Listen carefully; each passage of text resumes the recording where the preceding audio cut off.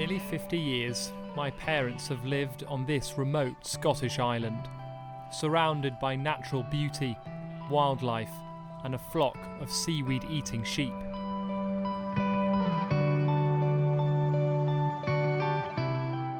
But age and ill health now mean their unique way of life here is approaching its final chapter.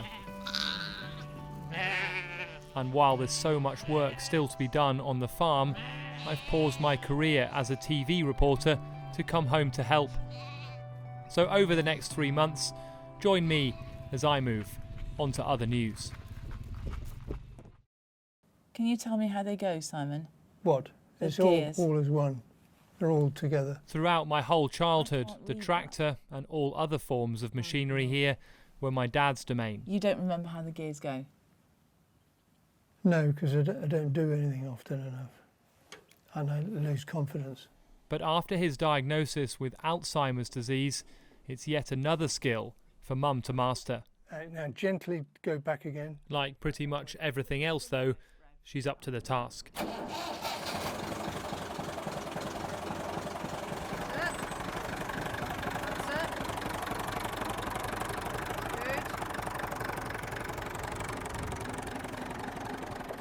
Handing over responsibility is hard. Right, I'm out of gear now. But thankfully we have family friend Una and my partner Faye on hand to keep things calm.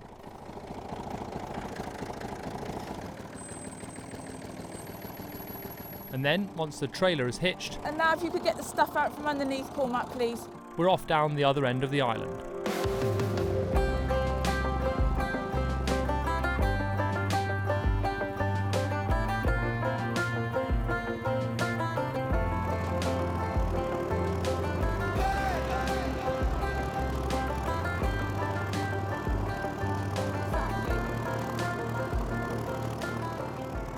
When it got obvious that Dad wasn't really going to be able to drive it anymore, I realised I'd have to learn it, and I was really nervous because it's a very big, noisy engine, and it's very hard, the clutch, it's very hard on your muscles, and I don't like engines particularly, and I'm never that comfortable with them until I get used to them. So the other day when I drove it, yes, I was nervous beforehand about doing it, but I was also really chuffed to be doing it because every time I learn a new skill, I feel less vulnerable. I feel much more confident in myself as being an independent person, which I've always been. I always felt I could do most things. But I've discovered so many things that Dad did that developed over the years and that I never did, and I'm having to learn them. And that is hard, but it's also good for me. Keeps my brain going. The island of Alskerry is home to so many varieties of bird life. There are no land-based predators here and no vermin at all, so ground nesting birds of all varieties can occasionally afford to relax a little. But our flock of sheep also now characterise the island too, after my parents swapped conventional white sheep for a rare breed native to another Orkney island called North Ronaldsay more than 25 years ago. Everyone locally told us that they would be completely wild and we'd never be able to get them in again. And we were mad to try some, so we tried it in a small place on the south coast. It was only when we really started farming them over the whole island we realised just how absolutely perfect they are for this island. They eat nearly all the types of weed, and we have nearly every type of weed that comes in the UK, anywhere on the beaches. A lot of them, they love all the natural grasses on the island. Over the years I've come to admire them so much. They're intelligent. You try being a sheep in an environment like this, you need to have your wits about, you need to know about the tides, you need to know about the weather, and they're so brilliant at surviving. And they have their lambs.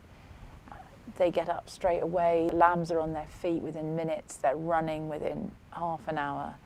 They're uncatchable within 24 hours. That's a new predator for you. They are incredible, incredibly well adapted, but they're also real survivors.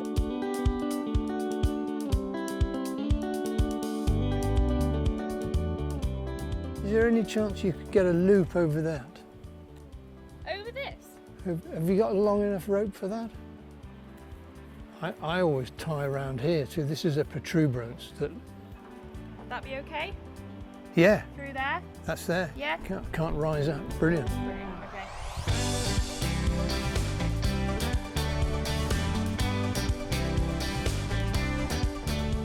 Gathering sheep is a regular task over the summer months, and although they can be a little frustrating when they run past you, it's definitely good exercise.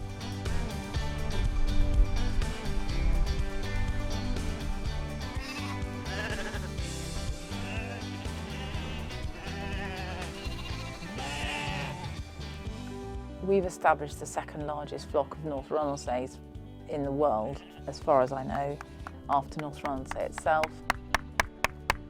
We've established a gene pool that is second only to theirs and has been well managed, so we've got a tremendous spread of colour. We've improved the quality of the wool so that the wool that we're producing is all very high quality. Dad's knees aren't quite what they used to be, but that doesn't get him out of playing a part in the herding process. That one's done, that one isn't. That one's not yet. Got it.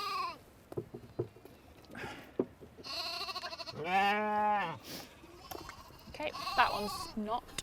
Today's task is to dose the ewes and lambs in order to protect them against worms, which is a common yet largely preventable problem faced by all sheep farmers. Come on, up. That's it. Up you get.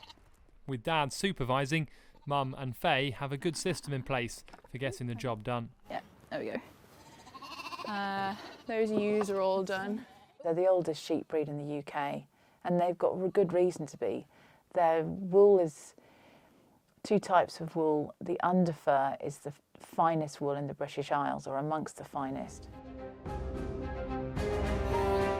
Come on then, down you go, little sheepies. Oh. The outer layer is what protects them from the weather. And the colourings are all symmetrical.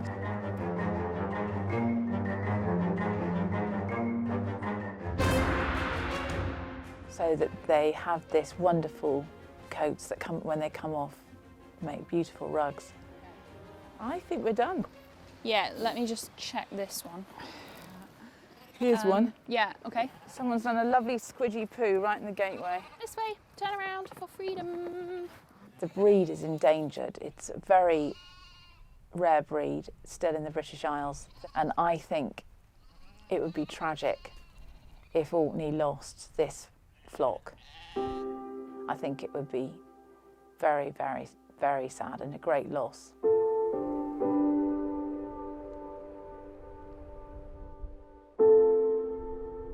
After a long and physically strenuous day at the sheep, it's time to enjoy the amazing view from the front garden.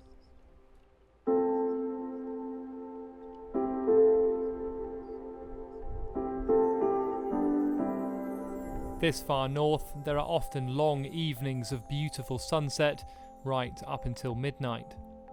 But tonight we're waiting for the sky to get as dark as it possibly can this close to the solstice. That's because Mum is taking family friend Una and her children Cormac, Fergus and Maeve on a very special adventure to the other side of the island. We are an SSSI for a few breeds, most importantly the Storm Petrels, known as the Stormies. We've got one of the largest colonies in the UK here, and they nest mostly in the ruins of the Kirk. It's on a previously prehistoric Kirk site that they took the stones from, but the Kirk that ended in the 12th century had probably been used for many hundreds of years before that.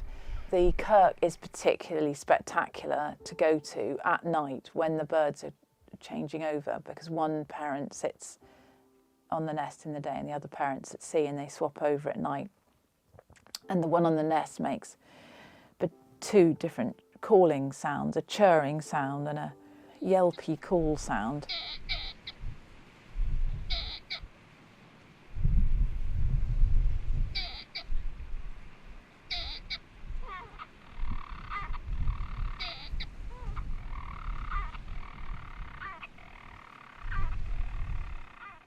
You never hear anything quite like that anywhere else. But the most important thing about it is that it makes the whole ground hum and throb if they're all going at once. But when you get in there and you lie on the ground and they start to flit around your face, literally as close to your face as they can get without touching you, and you don't see them coming, they're so fast that they're a shadow before you know it, flitting past your face. And you never feel frightened by them, although they're so close to you flitting about, because they're so silent and so gentle. It all feels so gentle and benign, and you just feel overawed by being allowed to listen to that sound of birds deep under the stones, and they fly in at speed, sitting on their nest, trusting that their mate will come back from the sea. And of course sometimes they don't, because the gulls are overhead, circling, trying to pick them off.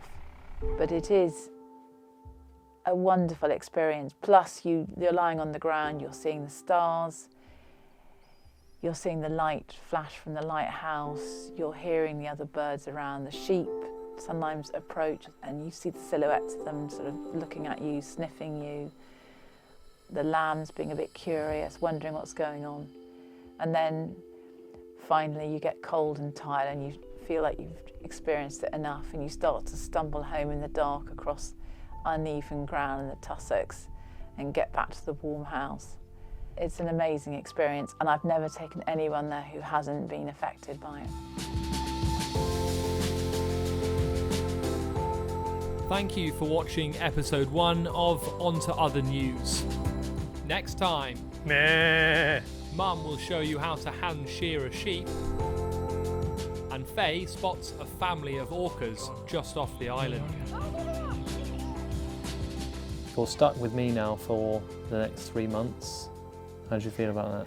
Very relieved that I'm not trying to hold this burden on my own. Knowing I've got someone I can talk to about all the problems, and he'll help me get things sorted out for the inevitable that we'll have to leave at some point. Maybe not this year, maybe not next, but at some point we will have to say goodbye.